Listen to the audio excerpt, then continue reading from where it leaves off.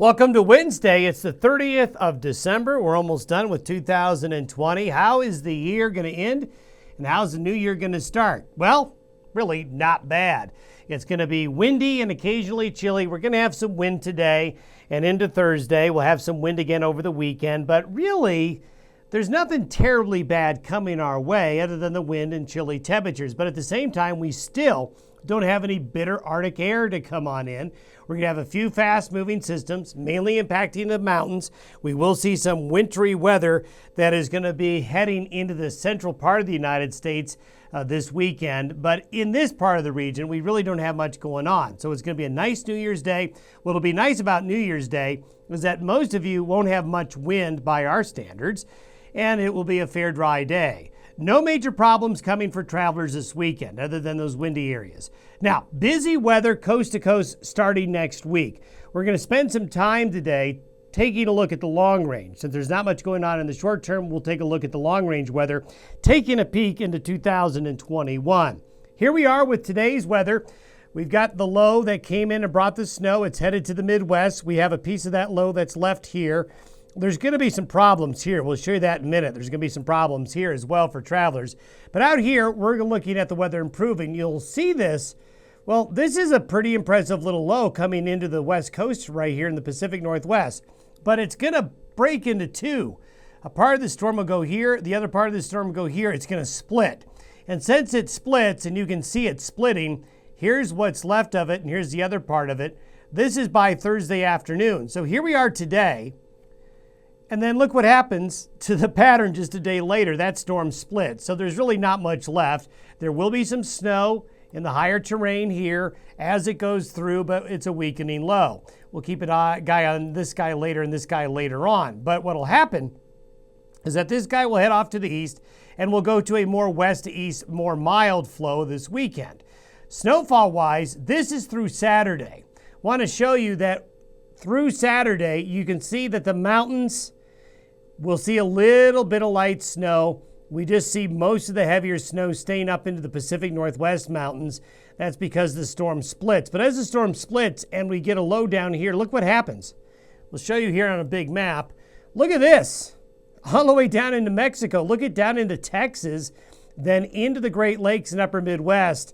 This long swath of winter weather cuts across many interstates and roads and highways. It's not a wide band of ice and snow, but it's pretty impressive. Big Bend country could be looking at a significant winter storm as we head into the new year. But for Colorado, for Wyoming, for Utah, this region here, there's just not much happening other than mountain snow showers and flurries.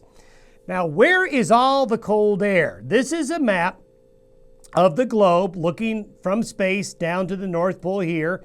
We're looking at the globe. Now, this is Sunday. And if you want to know where the really cold air is, it's in Europe here.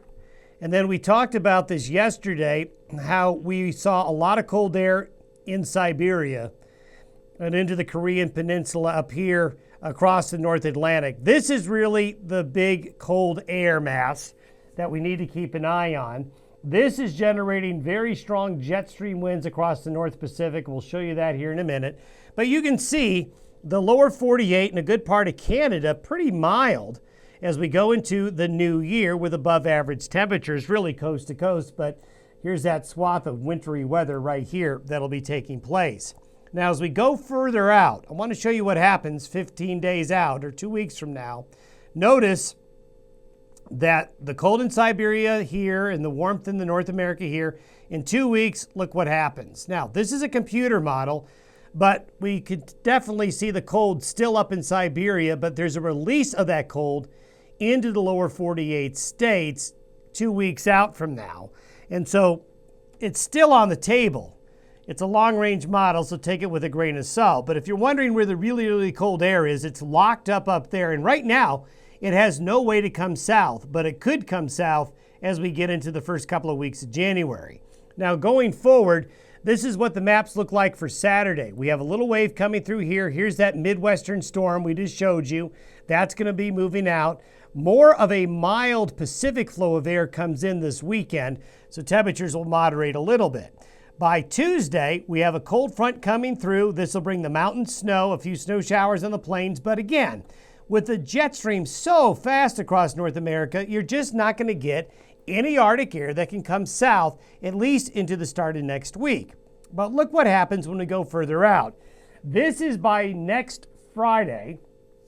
Look what happens. We have a big low here, a good low in southeast Colorado, another low approaching the California coast. See how they're lined up? What's happening is that, and this is something that we'll show you here in a little bit more in a minute. What happens in this pattern is you get a strong jet stream that undercuts an area of high pressure. We talked about that blocking ridge yesterday in the North Atlantic. Well, it retrogrades to the west and goes over and near the south of Greenland, Hudson Bay area, as we get into mid to late next week. And what that does is it takes the jet stream and it pushes it further south. That's good news for California to get more wet. But what you tend to have is basically a train of storms that go coast to coast. This is why we think mid to late next week and the week after that, you're going to hear more on the news about winter weather across the United States, because these Pacific storms, instead of being directed up here, will be directed more this way. So January is looking pretty interesting coast to coast in terms of the weather getting more stormy. Now we're going to go back and we're going to talk about Arctic oscillations again, all the way through January 14th was where that map I just showed you was around. Notice the Arctic oscillation remains in a negative phase, which is a cold phase. Now I'm going to show you a new oscillation. It's called the North Atlantic oscillation. We don't normally show this to you because, well, it's the Atlantic. It's far downstream from us, but in the winter, we do pay attention to it.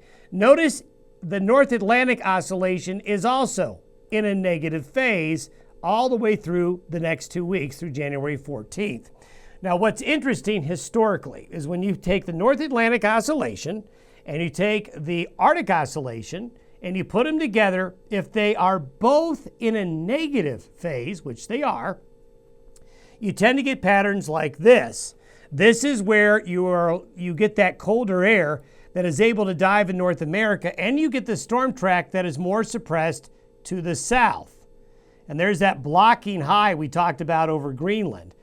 So what ends up happening is you get cold, stormy weather in Siberia and Europe.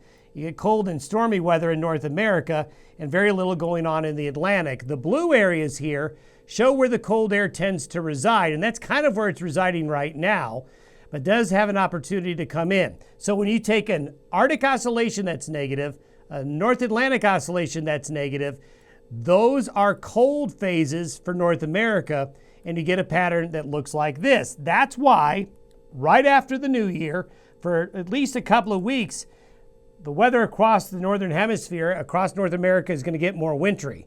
I want to show you, this is the upper level jet stream wind for Friday morning. Now, this is a little bit of a busy map, I know, but here's the Aleutians, and here's Alaska. So here's Alaska right here. We'll mark that with an A. Then over here we have Japan. We'll do that with a J.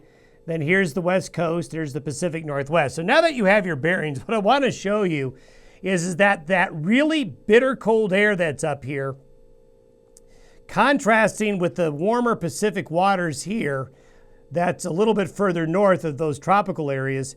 Notice the jet stream winds. These are winds at 30,000 feet. When you get a jet stream like this rocketing across the North Pacific in the winter, this is like fuel. This is like gasoline. So what'll tend to happen is this very straight wind, look how straight west to east it is.